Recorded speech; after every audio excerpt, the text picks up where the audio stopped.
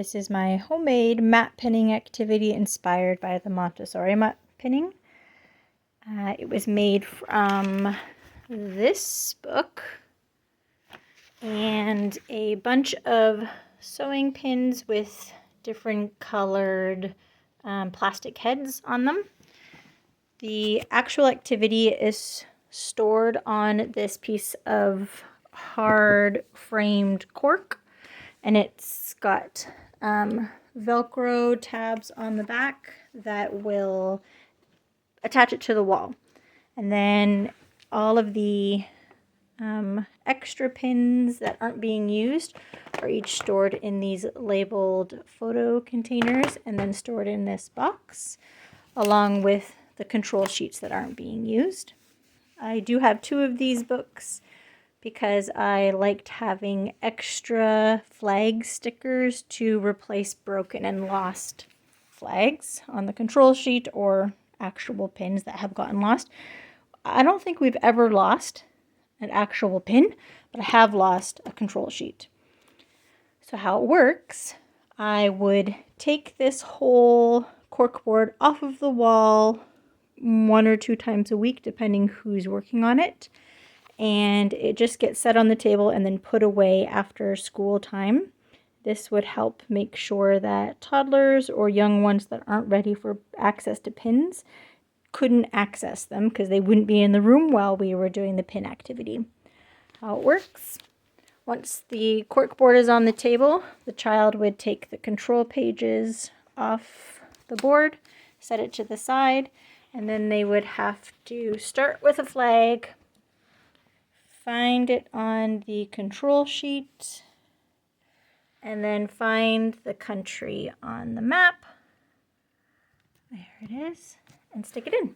And then they would complete the whole continent.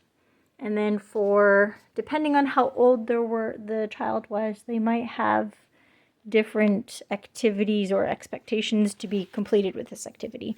So for the youngest children, they would only have a map of the world with specified out 7 continents, and then they would only have to pin the 7 continents.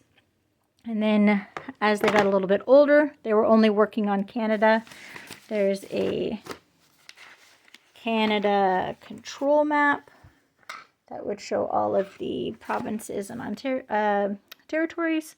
And then they would put, these ones aren't flags, they were just learning how to label the name of the province or territory.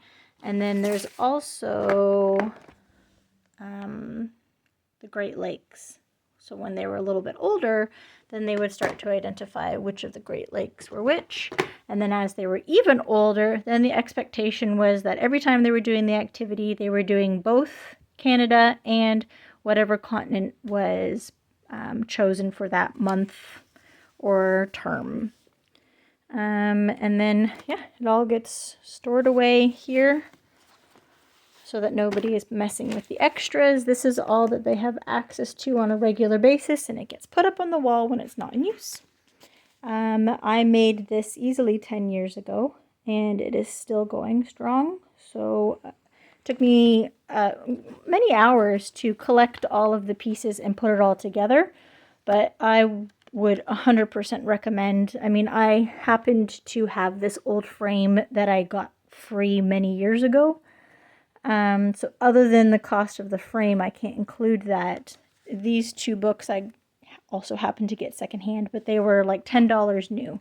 So for $20 for the books, a few dollars for paper and pins, and maybe $10 or $20 for this storage system, it costs much less than a pre-made one and has lasted just as long.